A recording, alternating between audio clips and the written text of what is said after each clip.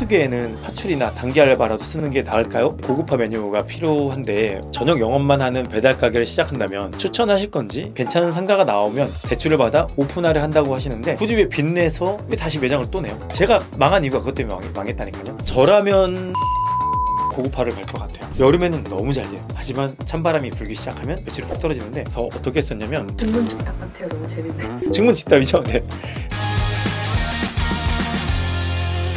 현재 매장을 운영하고 있는 분들이 본인 매장에 대해서 메뉴에 대한 고민이 많으신 것 같아요. 이런 컨설팅에 대해서 문의를 주셨는데 제임스 닉님께서 김치찌개 고급화 메뉴가 필요한데 어떻게 해야 하는지 저한테 문의를 주셨습니다. 근데 저는 이렇게 생각합니다. 김치찌개를 생각했을 때 사이드 메뉴나 같이 곁들인 메뉴 고급화 시킨다? 쉽지 않다고 생각해요. 왜냐면 김치찌개라는 이미지 자체가 서민적인 음식이잖아요. 저라면 김치찌개 토핑에 고급화를 갈 것 같아요. 소곱창이 될 수도 있고요, 등갈비가 될 수도 있고, 통낙지가 됐든, 요즘 이제 돈마호크라고 많이 나오잖아요. 아예 토핑 자체를 다르게 고급화 시키는 거죠. 이렇게 하면 얼마나 좋아요. 기존의 김치찌개 메인 만드는 거에서 고기만 바뀌는 거잖아요. 그래서 교육도 쉽고 만드는 것도 쉽고요. 객단가는 많이 올라갈 것이고요. 그 인더 캠핑님께서 특수상권, 관광상권이라는데 고깃집을 운영 중인 평범한 사장입니다. 성수기, 비수기, 매출 편차가 커서 직원 관리, 근무 배치, 계절별로 차이가 큰데 어떻게 하면 좋을까요? 기본 직원만 세팅하고 성수기에는 파출이나 단기 알바라도 쓰는 게 나을까요? 저는 사실상 고깃집을 운영을 했었잖아요. 3번이나 했었기 때문에. 그것도 제주도에서 했었습니다. 제주도가 성수기, 비수기가 진짜 너무나 커요. 2017년도에 제주 고기를 했었는데 거긴 매장도 100평이 넘었어요. 굉장히 컸었어요. 여름에는 너무 잘 돼요. 하지만 찬바람이 불기 시작하면 매출이 훅 떨어지는데 그래서 어떻게 했었냐면 첫 번째로 메뉴를 최대한 단순화시켰어요. 그러니까 선택과 집중으로 갔죠. 메뉴가 되게 많았단 말이에요. 흑돼지 있었고, 백돼지 있었고, 갈비 있었고, 막 밥류도 많고 진짜 메뉴가 많았습니다. 메뉴를 아예 단순화 시켜버렸어요. 점심도 또 빼버리고 그냥 딱 국밥만 들어가고 저녁에 이 제주고기에만 완전히 포커싱을 두고 시스템을 만들었죠. 일도 굉장히 단순화를 만들었고요. 직원이 구워주는 시스템이 아닌 고객이 구워 먹을 수 있게끔 그런 시스템도 만들었었습니다. 그러다 보니 인건비가 줄어드는 거죠. 반찬이라는 것들은 잘하는 회사들이 있어요. 반찬단지라는 브랜드가 있는데 반찬 전문 회사예요. 굉장히 큰 회사인데 여기 제품 정말 많아요. 여기서 좀 더 추가해가지고 우리 거 맛을 만들어서 매뉴얼화를 시켰던 거죠. 큐레이팅을 하는 거죠. 굳이 다 만들 필요 없다고 제가 늘 얘기했잖아요. 그러다 보니 일도 단순해져서 인력 관리도 쉬웠습니다. 그렇게 되면 크게 문제가 없을 겁니다. 증문 즉답 같아요. 너무 재밌네. 증문 즉답이죠. 네.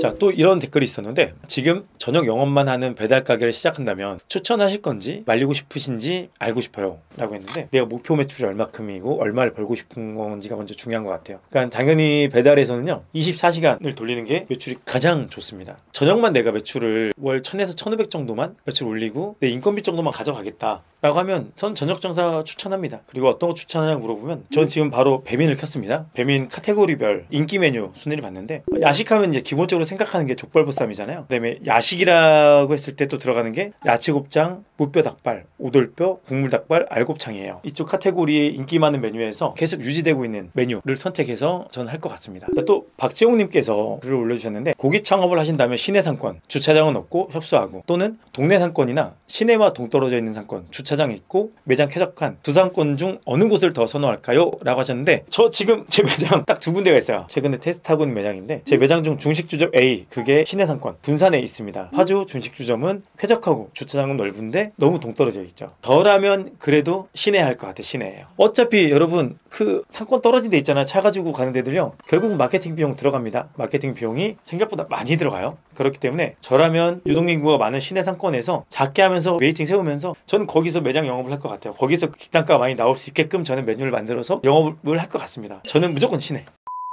자, 이제 창업을 준비하는 예비 창업자인데 박태윤님께서 아직 취준생이지만 추후 취업하면 요식업 창업을 겸하고 싶은데 대표님께서 생각하실 때 초심자에게 가장 추천하는 업종은 무엇인가요? 저는 고깃집과 한식 뷔페 정도 생각하고 있는데 이외에 추천하는 업종이 있으시다면 알려주시면 정말 감사할 것 같습니다. 저는 이거 제가 댓글 남겨드렸어요. 첫 번째 고깃집 전 추천합니다. 두 번째 저는 중식은 무조건 추천합니다. 저는 중식은 아직까지는 블루오션이라 생각합니다. 마땅히 경쟁 상대라고 할 만한 사람이 없는 것 같아요. 남녀노소 다 좋아하는 음식이잖아요. 고깃집도 똑같고요. 이렇게 유행 타지 않고 이런 메뉴들을 하셔야 합니다. 근데 사람들이 중식은 약간 허들이 높다고 생각해요. 조리 기술이 많이 들어가고 한다고 생각하는데 꼭 그렇지도 않아요. 요즘은 워낙에 중식 관련된 제품들이 잘 나와 있기 때문에 그것만 잘 선택해서 기본적인 조리 스킬만 갖고 있으면 만들기 어렵진 않습니다. 때문에 저는 고깃집하고 중식을 무조건 추천드립니다. 만약에 정말 중식 배우고 싶다 하면 저희 매장에서 그냥 공짜로 배울 수 있게끔 해드릴게요. 정말요? 정말요? 구독자분들께서 내가 정말 중식을 배우고 싶다, 제가 저희 중식주점에서 배울 수 있게 해드리겠습니다. 대신 군산인데 가셔야 합니다. 조리하는 친구 롯데호텔 제 후배입니다. 박태윤님이 이거 꼭 보셨으면 좋겠네요. 제 개인 카톡으로 연락하시면 됩니다. 곧 커뮤니티에 제 개인 카톡을 올려드릴 테니 그때 더 허심탄회하게 대화를 나눴으면 좋겠어요. 여기 구독자분들 전부 다요. 제 매장을 하라는 게 아니고요. 정말 소통하고 싶어서. 회사 폰 아닙니다. 제 개인 폰입니다. 꼭 들어오셔서 궁금한 거 있으면 물어보시면 되고요.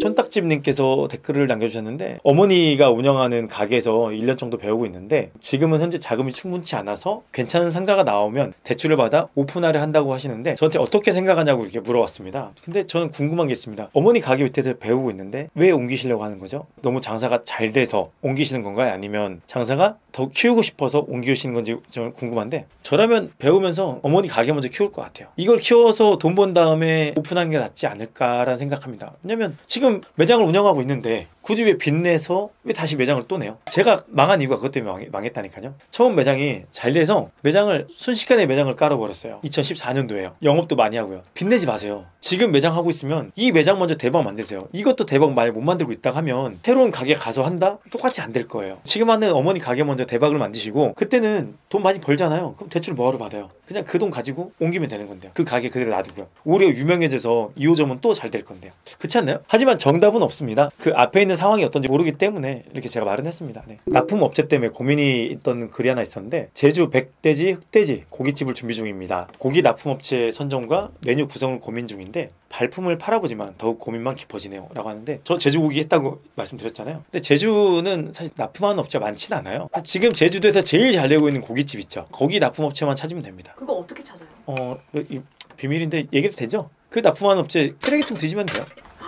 가게에 보통 고기는 박스로 들어오거든요. 유통업체들이 다 나와 있어요. 고깃집은 결국 고기가 좋아야 장땡이거든요. 그러니까 납품업체가 좋은 고기를 주기 때문에 장사가 잘 되는 거예요. 그냥 뭐 하루면 돼, 하루. 잠깐 왔다 갔다 하면서 주위에서 그냥 PC방 있다, 뭐 카페 있다, 쓰레기 나오는 거 보면 이제 보고 어느 제품 썼는지 그렇게 보면 됩니다. 네. 그리고 메뉴 구성, 제주고기 파는 곳 중에서 잘 되는 집, 사이드 메뉴로 굉장히 잘 되는 집들, 그 집을 다 찾아요. 거기서 보면 공통점이 나와요. 겹치는 메뉴들이 나옵니다. 그 겹치는 메뉴에서 변형을 하면 실패해보지 않습니다. 꼭 메뉴는 사진 찍을 수 있는 메뉴를 만들어야 합니다. 정말 풍성하게 보이고 막 진짜 인스타용 있잖아요. 저도 잘 못해요. 사진 찍는 메뉴는. 지금 요리하는 친구들 있잖아요. 그 친구들이 훨씬 잘하는 것 같아요. 저는 사진 찍는 요리보다는 아기자기한 것들 있잖아요. 호텔 요리처럼 그런 거 있었는데, 파인다이닝에 대한 이런 요리들은 할 수는 있죠. 대표님께서 구독자분들한테 궁금한 건 없으세요? 전 한 분 있어요. 저는 그분이 제일 궁금해요. 그 종우님인데 댓글이 항상 이제 4개가 달라요. 원래는 역시 달라이신, 머리 다 탔다, 요가 프레임, 최근에 일본 골키퍼가 생겼어요. 일본 골키퍼가 누구지 해서 계속 찾고 있는데, 근데 저는 이분이 어떤 분인가, 자영업자인가 궁금하기도 하고, 항상 보면 제일 먼저 댓글 달아주시는데 되게 힘이 나요. 이분은 제가 정말 너무 뵙고 싶고 너무 감사하더라고요. 저는요, 이번에 저희가 그 치킨 100마리 중에 한 마리는 무조건 종우님을 제가 꼭 보내려고 하고 있습니다. 따로 인사도 한번 드리고 싶고 다시 한번 감사하다고 인사드리고 싶습니다.